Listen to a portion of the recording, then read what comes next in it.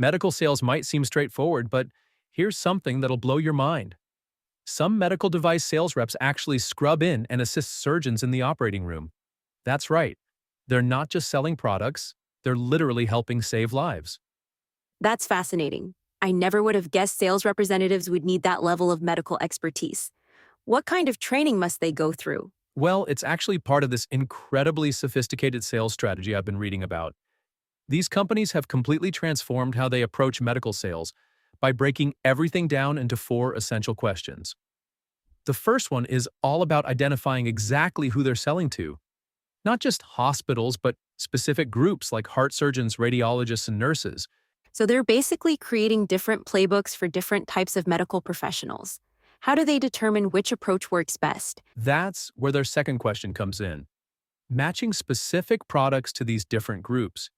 You see, selling an ultrasound machine that costs hundreds of thousands of dollars requires a completely different approach than selling basic supplies like bandages.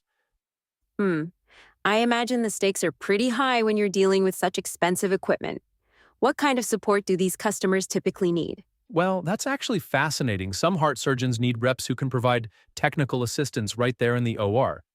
And radiologists often require ongoing equipment service, so they need reps who can handle both sales and technical support. It's really about understanding the full life cycle of the product and customer relationship. That must create some interesting challenges in terms of cost. How do they balance providing that level of service while still maintaining profitability? That's their fourth key consideration, understanding the cost to serve different customer segments. They've found that while some products need highly trained technical experts, others can be handled through simple phone calls or distributors. For example, nurses purchasing disposable items mainly need rapid delivery and good pricing. That makes sense. You wouldn't want to send a highly trained technical expert to restock basic supplies. How do they organize all these different approaches? They've developed what they call a clear go-to-market strategy. Each sales channel and position gets specific priorities.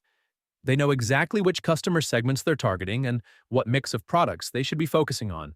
It's like a complex puzzle where every piece has its specific place and purpose. The level of strategic thinking here is impressive. Have they seen measurable improvements since implementing this approach? The results have been significant. By matching the right sales approach to each customer segment, they've optimized their resource allocation and improved customer satisfaction.